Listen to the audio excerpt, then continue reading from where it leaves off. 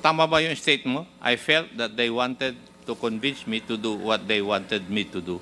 I stand by my statement, Your Honor. Sagutin mo yung tanong ko. I would like to invoke my right Mr. Chair, Your Honor. may I move that we cite Colonel Grijaldo in contempt for violation of Section 11, Paragraph C, refusal to answer relevant questions?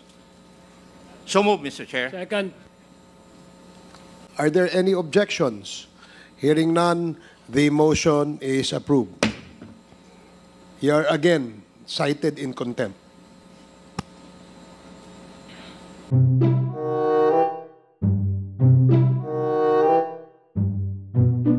The next to interpolate is Congressman Romy Acop. You are recognized.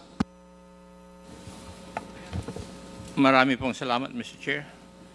And before I proceed to the meat of my interpellation, there are certain things to be asked the NBI.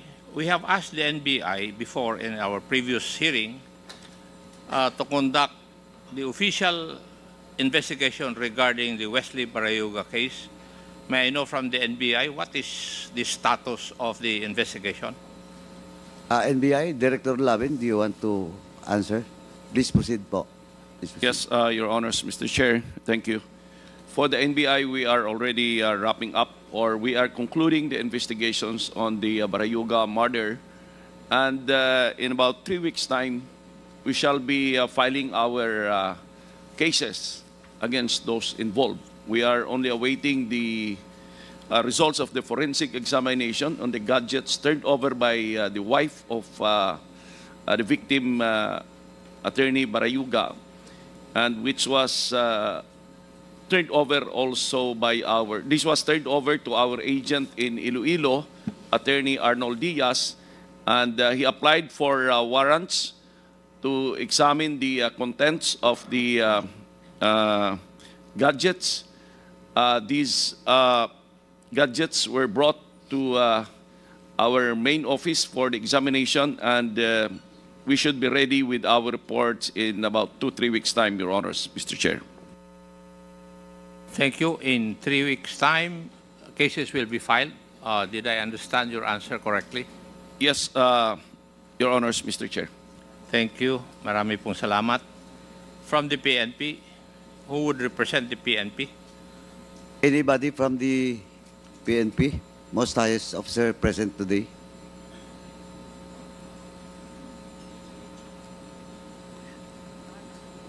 Please proceed, Chairman Acop. Please identify yourself and your position in the Philippine National Police. Mr. Chair, Your Honors, I am Police Major General Nicolas Salvador, the Director for Operations, Your Honor. Thank you. Naka-attend po ba kayo sa previous hearings ng Quadcom? On the first leg only, Your Honor, but on the succeeding, hindi na, Your Honor. In the hearings of the Quadcom, it was reported by the PNP that there were 6,000 plus cases na nanlaban yung mga victims. Would that be correct? Would you agree with that? Your Honor, may I be allowed to confirm this with the Directorate for Investigation? Yes. Kasi galing naman sa kanila yung data na yun eh. Yes, Your Honor. Dito ka na lang.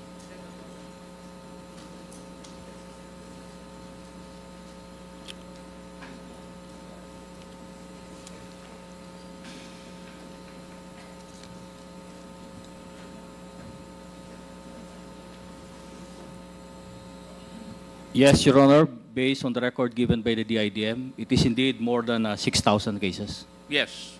Nanlaban po yan. Open and close quotation. These are died in police operations, as indicated on the report, Your Honor. Yes. Nanlaban yan, kaya patay sila eh, di ba? Yes, Your Honor. Yes. Now, kung nanlaban, ano po yung armas na ginamit po nila?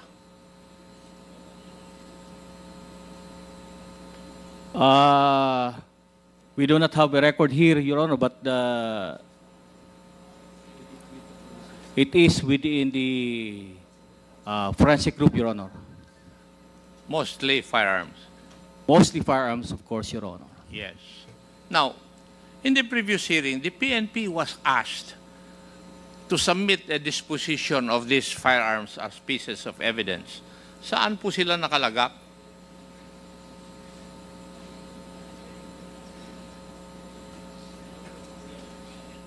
It is within the forensic unit, Your Honor. Could you please comply to the directive of this committee to submit to this committee? Nirequire na namin ito eh.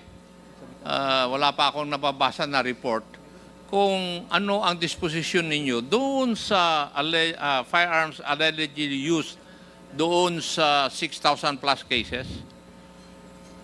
Your Honor, probably we can request for the Secretariat because I was told that it has already been submitted to the committee COMSEC, as to the disposition of these firearms, Your Honor. kindly confirm whether they have complied with this directive of the committee.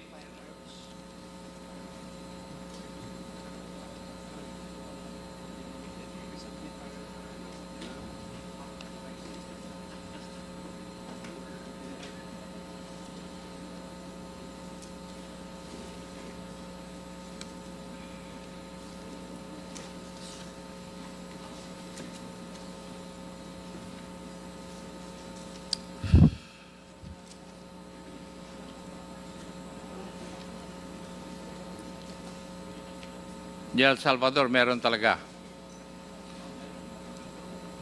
Meron kayo received copy by the COMSEC? We are asking right now, sir, the DIDM. We will check if it's indeed there is a received copy. But anyway, since time is of the essence, kindly submit the disposition of the alleged firearms used in the questionable operations. Yes, we will, Your Honor. Mr. Chair. Thank you. Now, may I know from Attorney Conti, practicing lawyer po kayo, ano po ba? Yes, Your Honor. If I remember it right, lawyers are supposed to be officers of the court. Yes, Your Honor. And they are governed by canons of legal ethics. Yes, Your Honor. Iba na yata ang pangalan ngayon. Code of Professional Responsibility Yes. and Accountability. And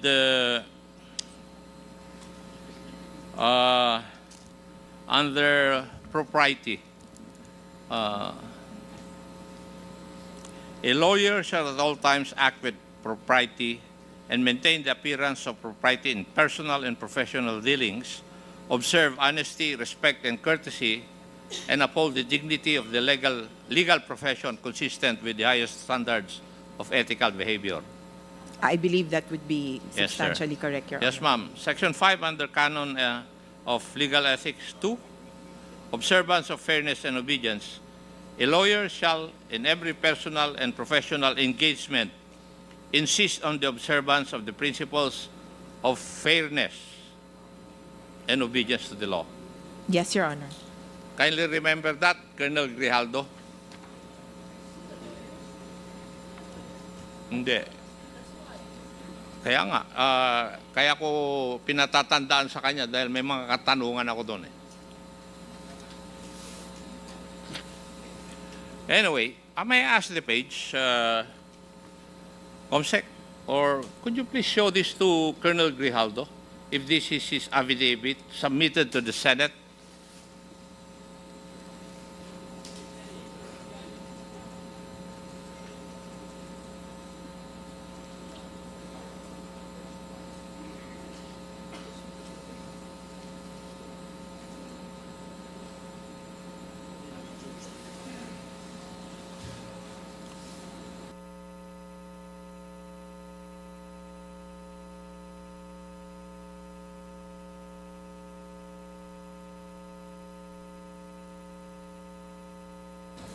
Was this the, or is this the affidavit that you submitted to the Senate, Colonel Grijaldo? Yes, Your Honor. Yes. And in your answer to the Honorable D.S. Suarez a a while ago, you stated under oath that you stand by the truthfulness of your statements here in this affidavit. Tama po? Yes, Your Honor. Yes. And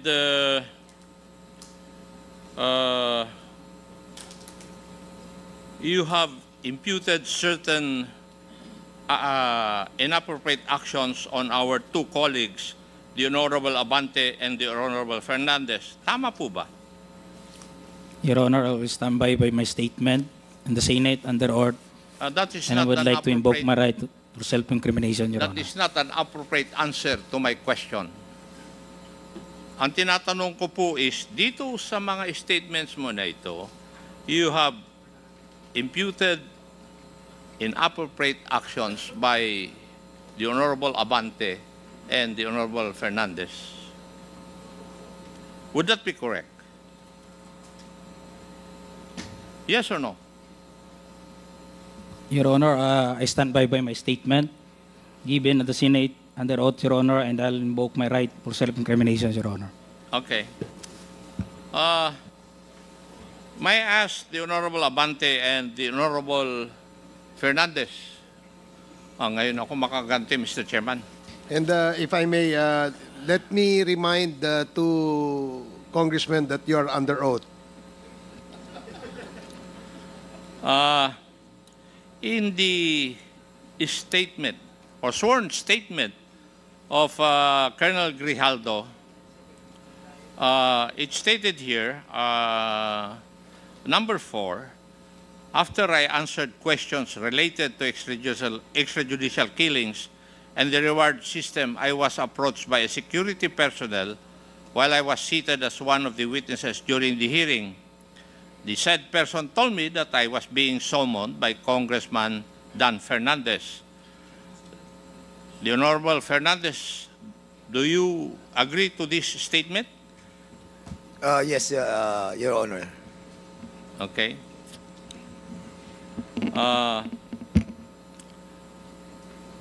When I entered the room, I saw the two lawyers of Police Colonel Garma standing inside the room. Two lawyers of Colonel Garma standing inside the room.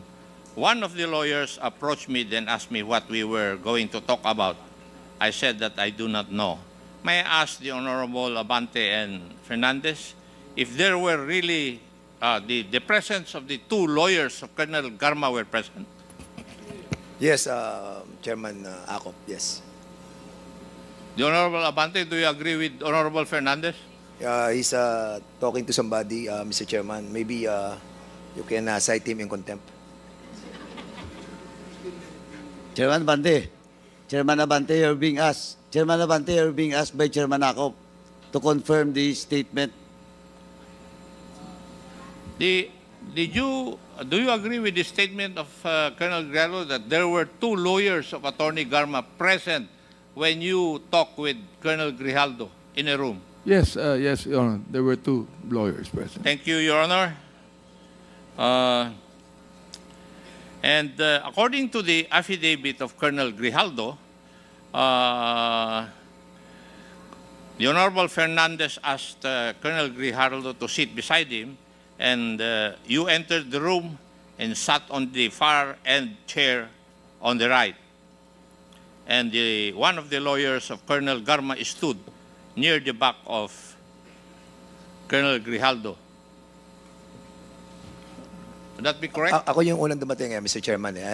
If I remember it right, nung dumating po ako, nakaupo na po siya. Okay. So, nakaupo na siya.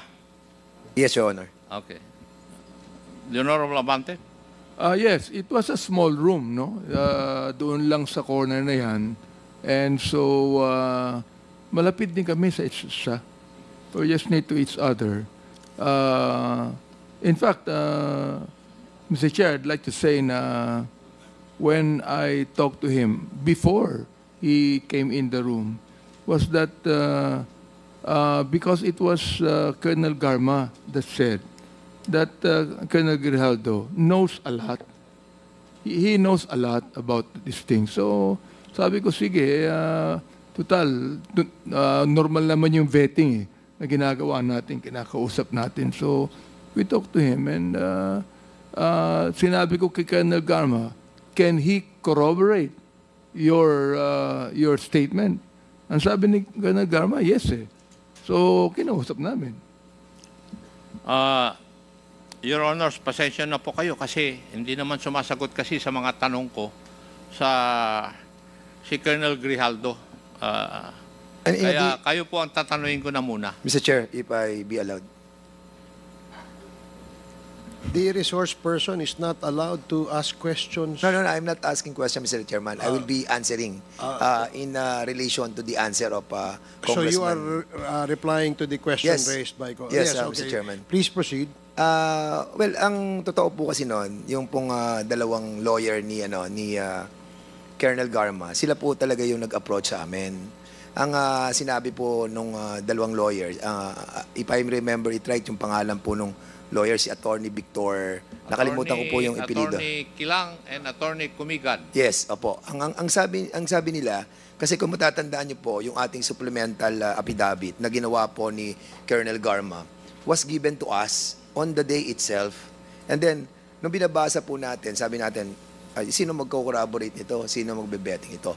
Lumapit po yung dalawang lawyer. At ang sabi, kung pwedeng kausapin si Colonel Grijaldo. Dahil si Colonel Garma ay very close daw kay Colonel Grijaldo. At siya makakapag-bet sa mga nakalagay doon sa supplemental affidavit. So, ang sabi ko naman kay Attorney Victor, tama-tama, andyan si Grijaldo andyan sa likod.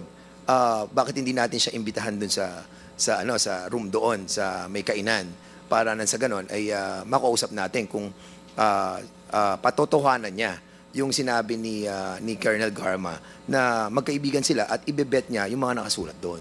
So, basically, hindi naman po siya ganun kalaking issue. As a matter of fact, Mr. Chairman, hindi nga tayo ang nag-initiate eh. Sila pa yung nag-initiate sa atin na kausapin si Colonel Grijaldo, which I did together with, nagkataon po kami ni Chairman Abante during that time. Magkalapit kami doon. Sabi ko, pare, sumama ka na sa akin. Kaya sa sumunod. Kaya nagulat na lamang po kami that biglang nagkaroon po ng ganong istorya. But nevertheless, Mr. Chairman, yun po yung nangyari doon. At nung pumasok po ako sa loob, nauna po ako kay Chairman Abante ng konti lang. And then, sinabi ko sa kanya, Colonel Grijaldo, ito yung mga nakasulat dito sa affidavit. Sabi ko dito sa paragraph, hindi ko matandaan, 17 ata o something na gano'n. Ito ba, mapapatotohanan mo na sinabi ni Colonel Garma? Ang sabi niya, wala po akong alam dyan. Yung ibang ibang mga sinabi ni Colonel Garma. Kasi sabi niya, kaibigan kanya eh. So, basically, doon po umikot yung aming usapan. Siguro maabot po yun ng mga less than 10 or 15 minutes. And then, nung sinabi niya talaga wala siyang alam, edi lumabas na po kami. And the CCTV can prove na talagang hindi po kami nagtagal sa loob. At the same time po, pag tinignan niyo po yung kwarto dyan, kahit puntahan po natin lahat, napakaliit po ng kwarto. At sa labas po ng kwarto, marami pong mga tao nandun. So kung nagkaroon po ng coercion, nagkaroon po ng harassment, nagkaroon po ng forceful force galing po sa amin, I think malalaman po ng mga taong nandyan. And even the CCTV, nung lumabas po siya dyan sa ng pintuan niyan, makikita po natin na yung itsura niya, hindi naman po siya mukhang na-coerce eh. Mukhang masaya pa nga po siya. Kaya, I think, Mr. Chairman, yung pong accusation sa atin, na malayan yung ating pong committee and the two chairman, masyado pong unfair. But of course, binibigyan pa rin po natin siya ng pagkakataon na liwanagin po yung mga pangyayari. Kaya, andito po tayo at binibigyan po natin ng patas na pagdinig. Marami pong salamat sa pagkakataon. Mr. Chair, pwede maidagdag to? With, yes, Congressman Abante, with the indulgence of Congressman Ako, please. Yeah. At the back of my mind, masaya pa nga ako eh. Sapagkat nabanggit sa akin ni Colonel Garma na ito talagang close siya rito. Classmate niya. At talagang kakampihan siya nito. Nagulat na lang kami na gano'n ang sagot niya. So, Nung bang sinabi ni Colonel Garma yun, magkasama na kayo ni Congressman Dan? Hindi, ako hindi ko nakausap si Colonel Garma. Ako ang kumusta sa kanya, hindi niya nakausap. Ako mismo kumusta sa kanya. At sino ang nakarinig na sinabi ni Colonel Garma sa inyo yan, na Congressman? Palagay ko walang nakarinig sapagkat in confidence sinabi niya sa akin eh. Okay. When I asked her, who can corroborate your statements? Binanggit niya yung pangalan ni Colonel Grijaldo. Natuwa naman ako sapagkat very close daw sila, classmate niya, at talagang kakampihan siya nito. All of a sudden, kalaban pala niya. And Congressman Abante. Mr. Chairman, para i-corroborate lang po yan. If you remember it right, no, nung na-interview po tayo sa, I think, Bilyonaryo News Channel, nabanggit po natin doon na nakasama po natin siya sa isang pagpupulong doon po sa BGC sa Ascot Hotel, na kung saan nakiusap po sila Colonel Garma during that time. And during that time, we were shocked, ikaw, saka ako, Mr. Chair, na nakita natin si Colonel Grijaldo doon.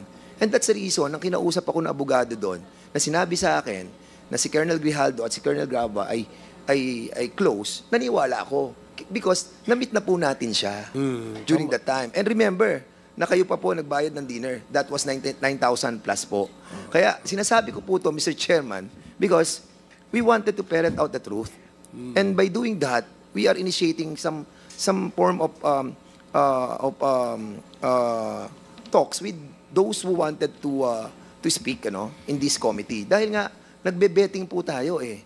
At yun po yung ating ginagawa sa kongresong ito. Kaya, nakakalungkot lang na ang isang opisyal na naging isang battalion commander ng isang rehiyon ay ganito po yung kanyang treatment sa committee ito. But I cannot blame this person. If there is a big person behind him, then totally we cannot blame him. But prudence dictates na dapat po ay sarili niya, manindigan siya sa sarili niya at hindi siya matako sa kaninuman tao. Maraming salamat po.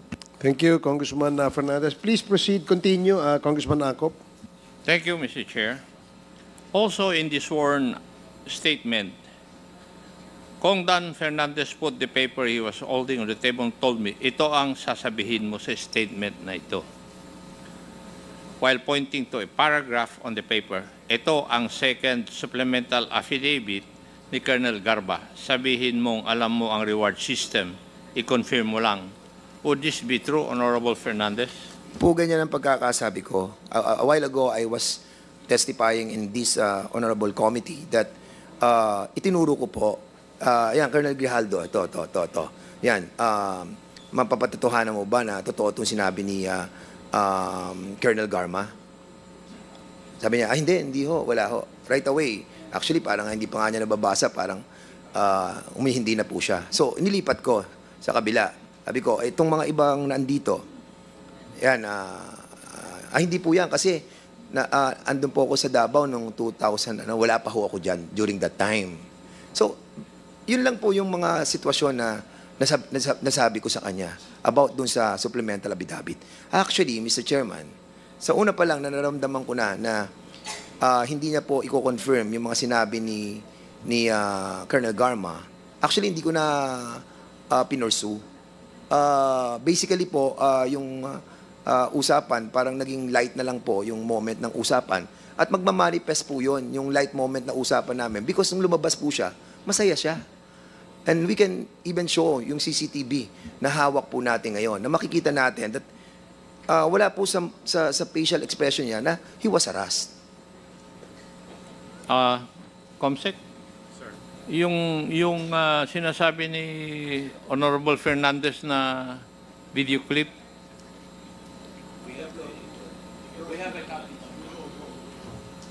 Comsec floor, do you have a Comsec. video?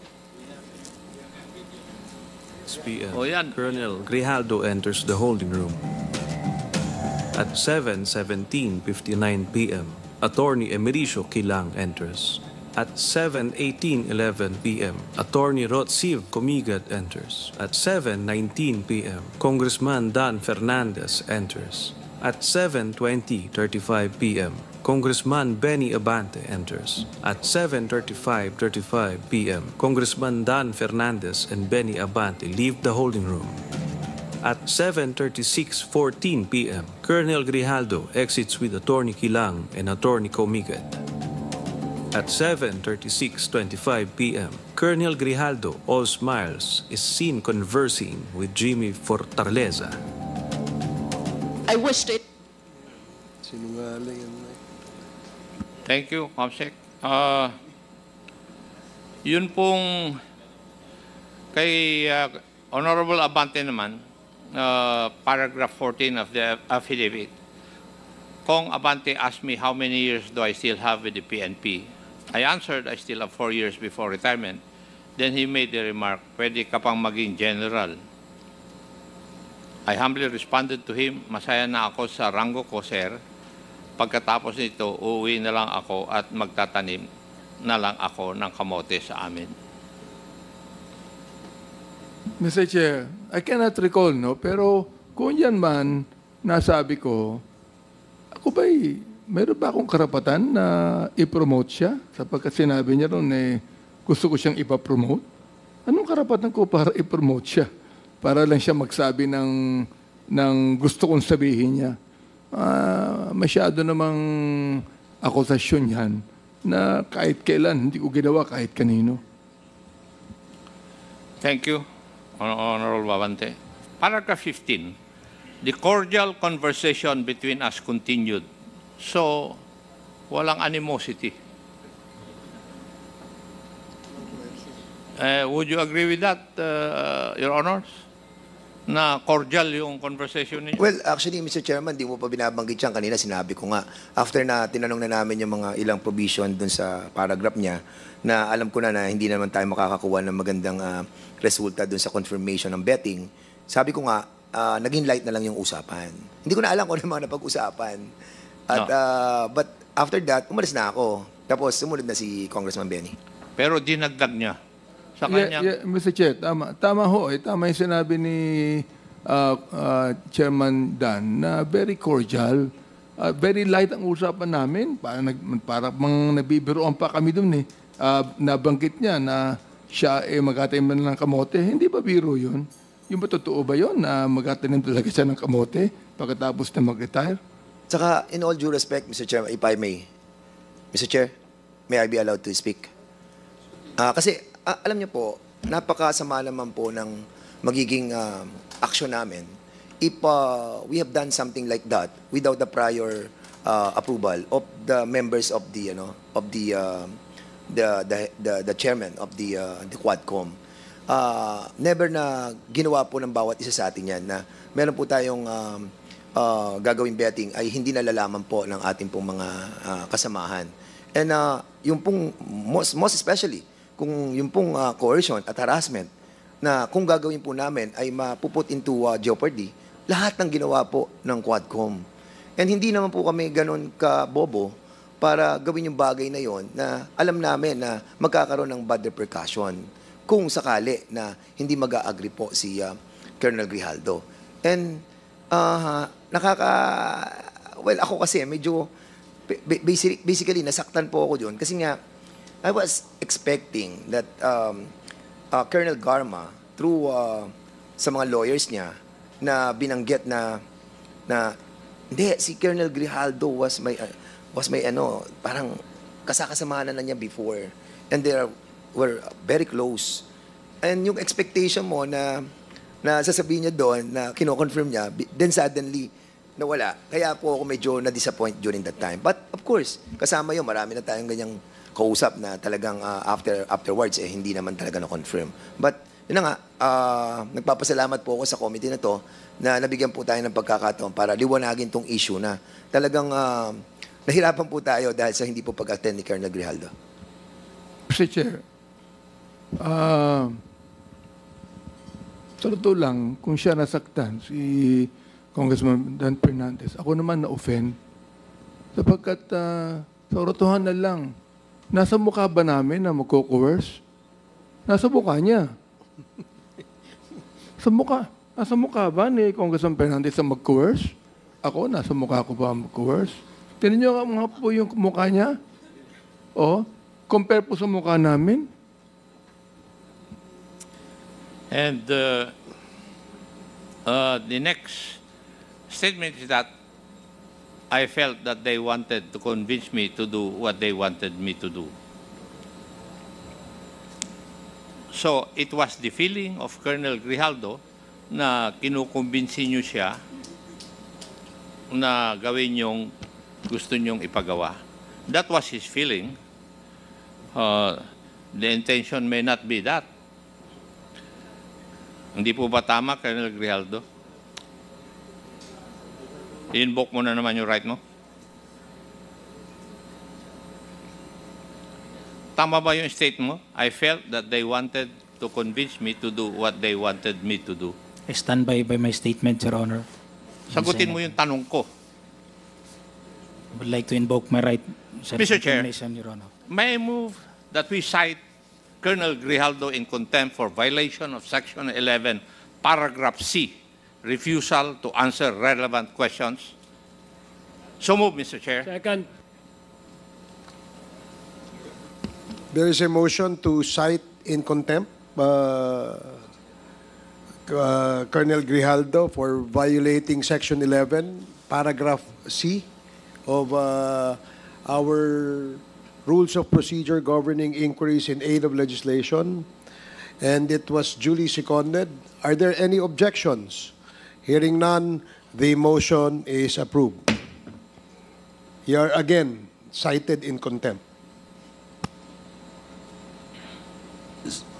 Mr. Chairman. Is Congressman Akop done with this interpellation? Mr. Chair, my motion needs another motion from any member of this committee because we have to determine where or what is the duration of his penalty and where he would be incarcerated. Mr. Chair. Is there any motion? Mr. Chairman. Congressman Congressman Paduano. While the rules of the House now with regards to Section 11 citing a resource person in contempt, the detention, no? The place of detention lies with the, of course, the chairman of this honorable committee. May I respectfully move, Mr. Chairman, that we will transfer in this contempt order. I move that we will detain Colonel Grijaldo at para malapit-lapit lang sa batasan at Station 6, Mr. Chairman. So move, Mr. Chairman. Are you referring to Station 6 of the Quezon City, Mr. Chairman? Dito lang yan sa batasan. Okay, So move, Mr. Chairman. there is a motion to detain, transfer the detention of Colonel Grijaldo to Station 6 of the Quezon City Police Station. Are there any second? Second. Duly seconded. Any objections? Hearing none, the motion is approved. Comsec, please coordinate with our Sergeant at Arms and inform the said office that Colonel Grijaldo will be transferred to Station 6 of Quezon City and serve his detention in that facility. Mr. Chair, Congressman Akop. since I cannot get intelligent answers from our resource person, may I just make a manifestation? The reason why I asked Attorney Conti about the canons of legal ethics that we have in our possession a joint statement from the law office of Attorney Emerito B. Kilang from the Kumigad law offices. And in this joint statement of the two lawyers, they debunk all the claims of Colonel Grijaldo. And lawyers are supposed to observe the canons of legal ethics, as I have stated in my interpellation of Attorney Conti. And that is the reason why I asked Attorney Conti about the canons of legal ethics. So, it is the word of Colonel Grijaldo alone versus the words of two honorable congressmen and attested to by two lawyers, the lawyers of one of our resource persons, Attorney Garma.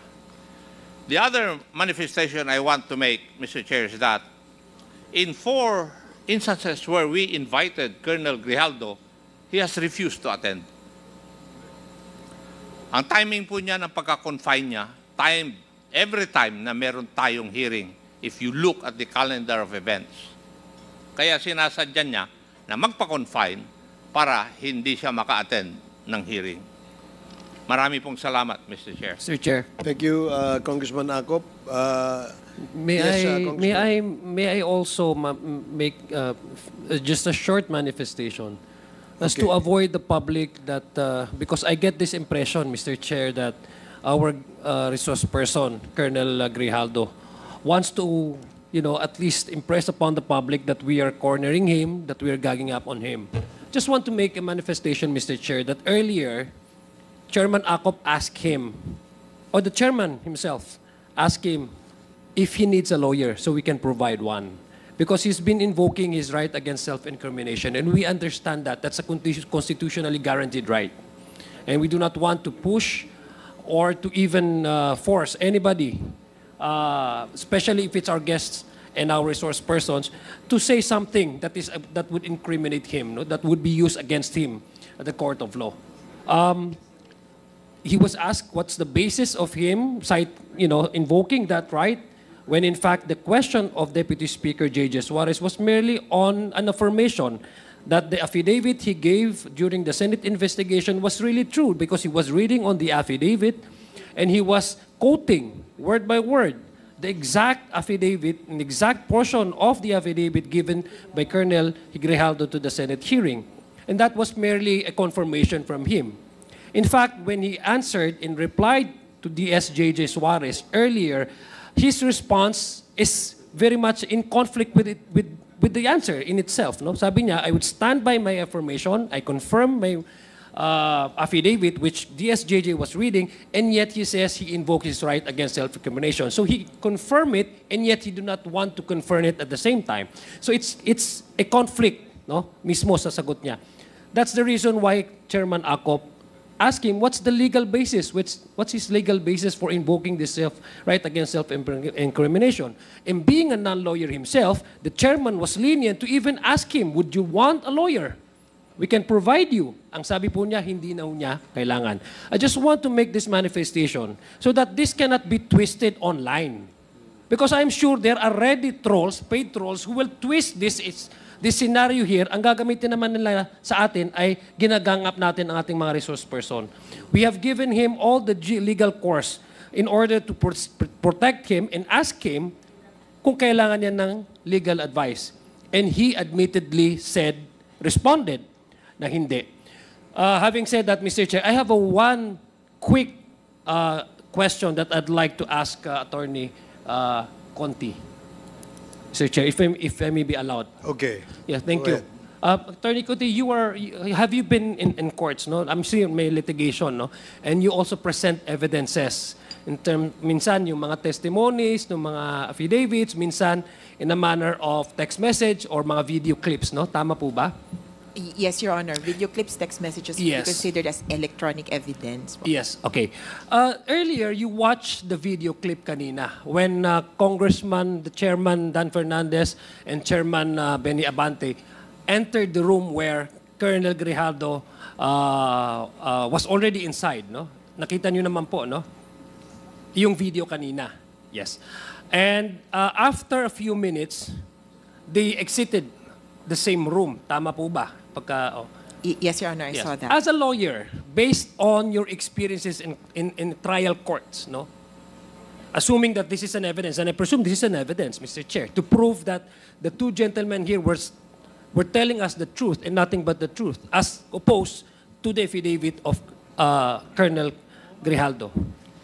In your professional experience, having having seen all the evidences in the context nung halimbawa itong pinakita as opposed to the affidavit ni Colonel Grijaldo, would you say that it's a normal reaction of someone who was forced to lie to come out with all smiles, magandang disposition, at nakipaghawakan pa sa former colleague niya? Is it normal for a behavior of a person, individual, who were let's assume na tama yung sinasabi niya, totoo, assuming without conceding that he was forced by two influential, because kung titingnan niyo, the two gentlemen outranked him in position. Court, kumbaga, kung sa basketball, ito, advantage na, court advantage nilang dalawa, nasa kwarto, sasabihin na itong gawin mo, magsinungaling ka, etc. based on his affidavit. Would that be a normal reaction of a person who was forced to say something, to lie before his teeth na magsabi na dapat ito ang gusto naming sabihin mo at alam niyang mali at hindi tama at kasinungalingan? Doon sa nakita mo, from your professional experience, would that be a normal reaction of someone who was forced to lie? Yes, Your Honor. Well, first, I cannot or I should not appreciate that as a lawyer. I should appreciate it as a normal human being. Your Honor, that kind of appreciation of, is this consistent with human experience? It would not be consistent with human experience to see someone coerced leave a room without any restraints at sasabihin na hindi siya na pinilit siya sa loob ng kwarto. So it would be inconsistent with what we have seen.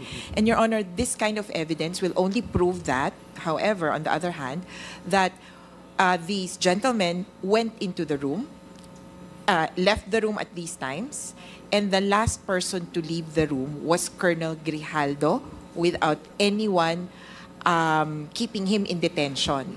So yung, kumbaga, ang maiisip po kasi ng karamihan, yung parang restraint is parang inaresto ka.